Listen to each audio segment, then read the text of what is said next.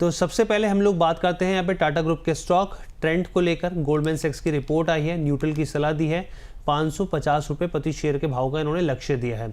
इन्होंने जो है बेसिकली वित्तीय अनुमान घटाए हैं। इन्होंने कहा है कि 2026 के लिए जो बिक्री है और साथ में जो ईपीएस है, अर्निंग पर शेयर है, वो 5 से लेकर 9% तक की यहाँ पे से लेकर 8 से लेकर 13% तक की कटौती यहाँ पर इन्होंने संभावना जताई है। और ये कहा है कि सबसे ज़्यादा जो असर है यहाँ पर वो दिखाता है यहाँ पे कैनिबलाइजेशन का। बेसिकली इसका मतलब जो है कि एक नए उत्पाद, एक नए प्रोडक्ट जो है उसकी किसी पुराने की मौजूदा बिक्री पर प्रभाव डालना है यहाँ पर। जूडियो को लेकर हम लोग देख रहे थे जिस तरीके से ग्रोथ देखने को मिली थी यहाँ पर ट्रेंड में, तो यहाँ पे ये कह रहे हैं कि अब जूडियो की जो हिस्सेदारी है वो घटती हुई दिखेगी यहाँ पर। ये एक बड़ी बात निकल के आ रही है।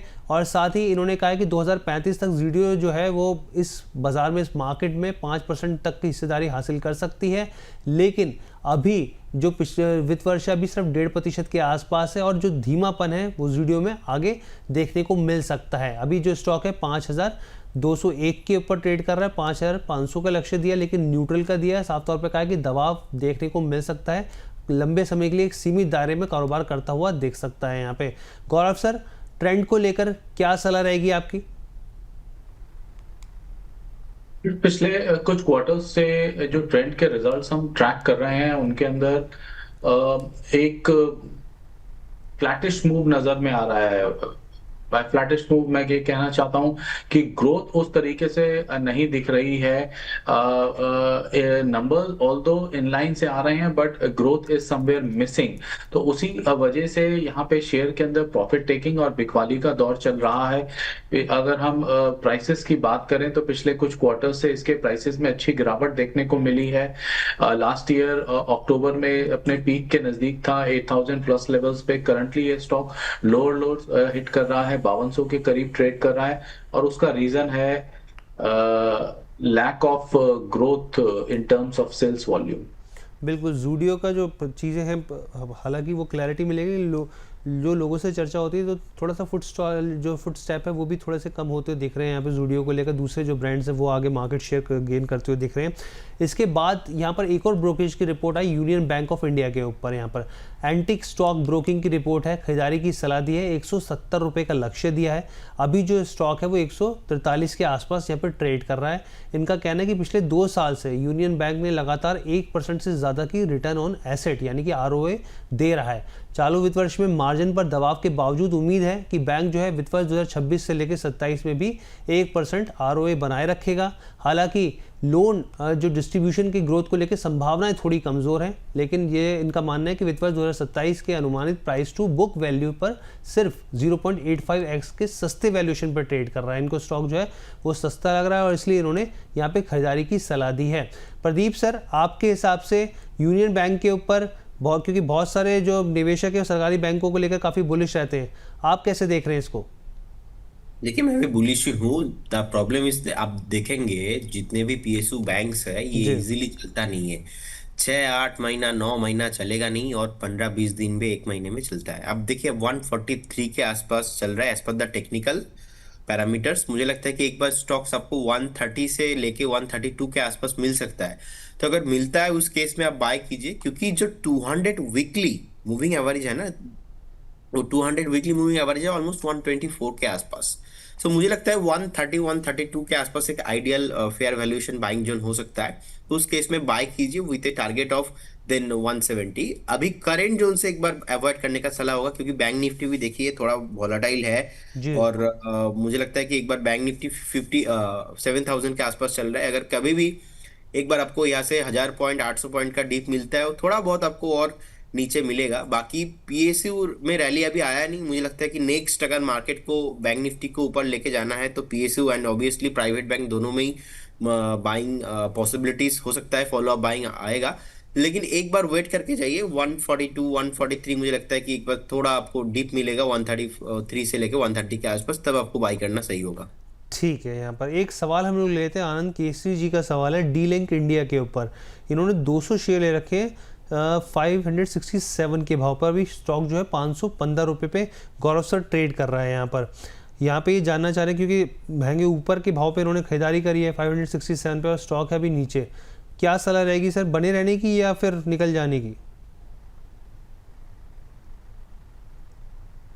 देखिए, डी लिंक अदरवाइज एक अच्छी कंपनी है। अभी कुछ समय से ऑल्दो थोड़ा सा परफॉर्मेंस लैकलस्टर चल रहा है, देयरफॉर इस शेयर के अंदर वो मोमेंटम डेवलप नहीं हो पाया है। इस बार भी अपना प्रीवियस हाई को ब्रीच नहीं किया है, but the good thing is share अपने सपोर्ट्स के नजदीक है, यहाँ के गिरावट के चांसेस कम है। देयरफॉर मैं होल्ड की सलाह दूंगा। जो स्टॉप लॉस उन्हें लगाना चाहिए that is around 470 on a closing basis, and immediate target that I am eyeing at is close to 580। बिल्कुल, उनके पोर्टफोलियो में बहुत सारी चीज़ें, रॉयटर्स से लेकर स्विचेस, वायरलेस डिवाइस और तमाम तरह की चीज़ें हैं। वाइड रेंज है इनके पास प्रोडक्ट की। ये सर ने बिल्कुल बताया यहाँ पे कि कंपनी जो है फंडामेंटली काफ़ी साउंड दिखती है यहाँ पर। अब हम लोग अगले अपने ब्रोकरेज रिपोर्ट की तरफ बढ़ते हैं, क्योंकि नतीजे आए तो उसके ऊपर इन्फोसिस के नतीजों पर भी न्यूमरा की रिपोर्ट आई है। खरीदारी की इन्होंने सलाह दी है और 1880 रुपये का यहाँ पर लक्ष्य दिया है। हालांकि IT पैक में आज खास तौर पर खास दबाव देखने को मिल रहा है यहाँ पर, लेकिन अगर आप देखें यहाँ पर तो इनका साफ तौर पे कहना है कि नतीजे जो हैं वो इनको ठीक ठाक लगे हैं। FY26 के लिए जो ऑर्गेनिक ग्रोथ है वो ऊपरी अनुमान के करीब करीब 40 बेसिस पॉइंट इन्होंने घटा दिए हैं यहाँ पे। और प्रोजेक्ट मैक्सिमम जो है इनका जो कंपनी का था उसका असर जो है मार्जिन पर दिख रहा है साफ तौर पे। वित्त वर्ष 2026 से 28 के जो EPS है उस अनुमान को इन्होंने 1% तक की कटौती करी है, और फिर भी कंपनी जो है टॉप पिक में बनी हुई है यहाँ पर। और सर मेरा आपसे सवाल है गौरव सर, ये सवाल मेरा आपसे ही है, इन्फोसिस के ऊपर क्या करना चाहिए, क्योंकि जो कांस्टेंट करेंसी की जो गाइडेंस है वो कंपनी की तरफ से घटी है, और पहले तो 0 से लेकर 3% थी, उसके बाद अब 1 से 3% बढ़ाई, लेकिन ये भी है कि बीच बीच में इसका असर देखने को मिल सकता है। आप कैसे देख रहे हैं इसको? पहले ये बहुत इंपॉर्टेंट है कि हम व्यूअर्स के साथ शेयर करें कांस्टेंट करेंसी।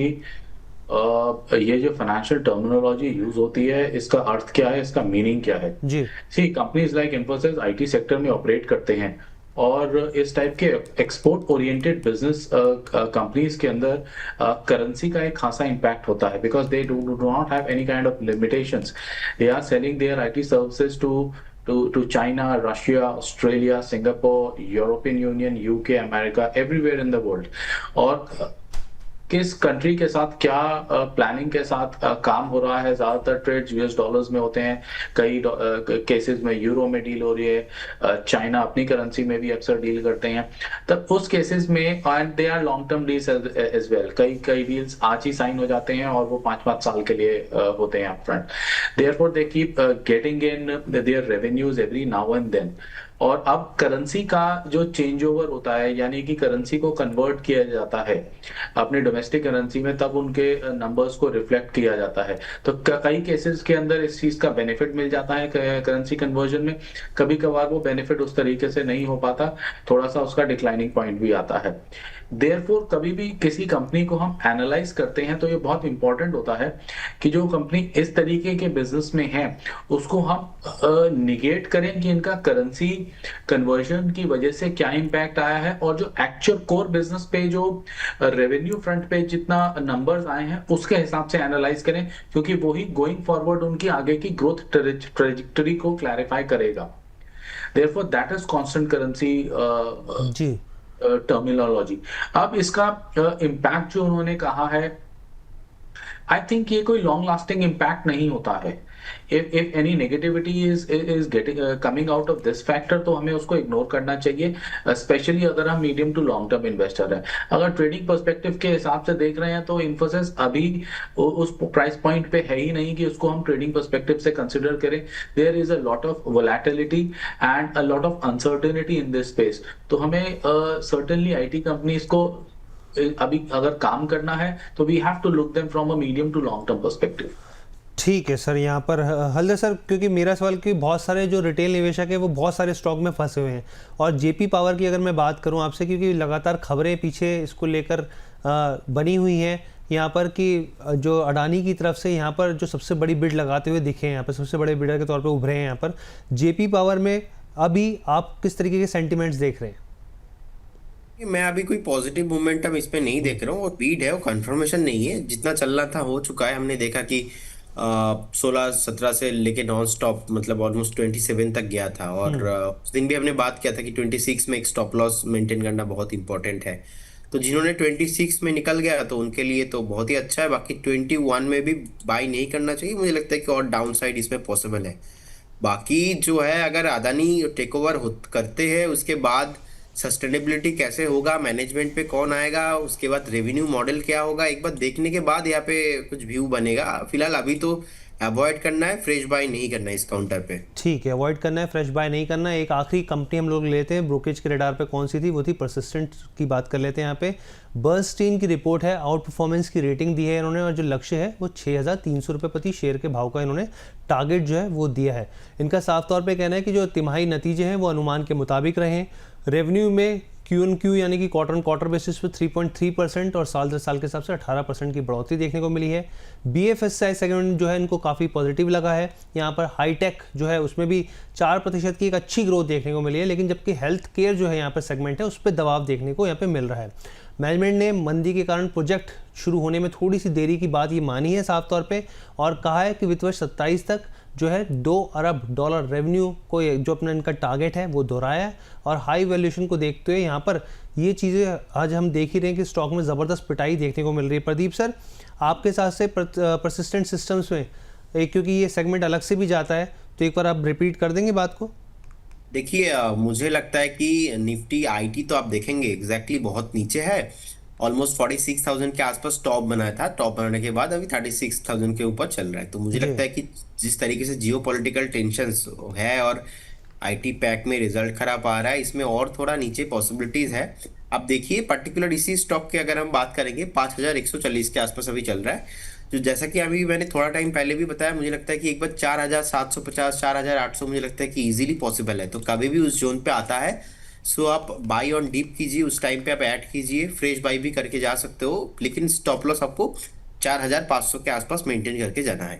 6,300 का जो टारगेट है मुझे लगता है कि पॉसिबल है, लेकिन 5,130 में तो बाई नहीं करना चाहिए, क्योंकि जिस तरीके से एक डेली कैंडल्स वीकली कैंडल्स पे ब्रेकडाउन आया है, तो मुझे लगता है कि ये जो सेलिंग प्रेशर है आगे भी जाके कंटिन्यू होने वाला है। नेक्स्ट 1 से 1.5 महीने में तो एटलीस्ट कुछ यहाँ पे जो है रिटर्न जो है अप मूवमेंट पॉसिबल नहीं है, क्योंकि बेस अभी बिल्डिंग हुआ, रिसेंटली जस्ट ब्रेकडाउन आया है।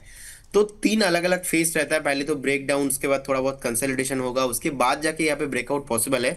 और निफ्टी आईटी को लेके इंटर द आईटी पैक मैं पॉजिटिव हूँ, लेकिन लॉन्ग टाइम के व्यू पॉइंट से, शॉर्ट टाइम पे नहीं है। शॉर्ट टाइम पे मुझे लगता है कि आपको नेक्स्ट 15 डेज, 1 महीना 2 महीना और भी ज्यादा वॉलेटाइल हो सकता है। सो इस केस में बाइंग जोन बहुत ही इंपॉर्टेंट हो जाएगा, क्योंकि 5,130 में आपको नहीं बाई करना है। जो टारगेट 6,300 का आप बता रहे हो, मुझे लगता है कि वो भी पॉसिबल है, बट बाइंग जोन अगर आपके पास सही होगा तो आप पेशेंस के साथ बने रह सकते हो। बाइंग जोन होगा आपके लिए सिंपल 4,750 से लेके 4,800 के बीच कभी भी बाय कीजिए, 4,500 के आसपास उसके इस पे स्टॉप लॉस मेंटेन कीजिए। अभी कुछ नहीं करना है, और जिनके पास है आप चाहो तो बने रहिए। ठीक है, चाहे तो बने रह सकते हैं यहाँ पर। तो ये ओवरऑल हमारा जो सेगमेंट था ब्रोकर बोले, अब इसको फिलहाल के लिए हम लोग यहाँ पे पूर्ण विराम देते हैं।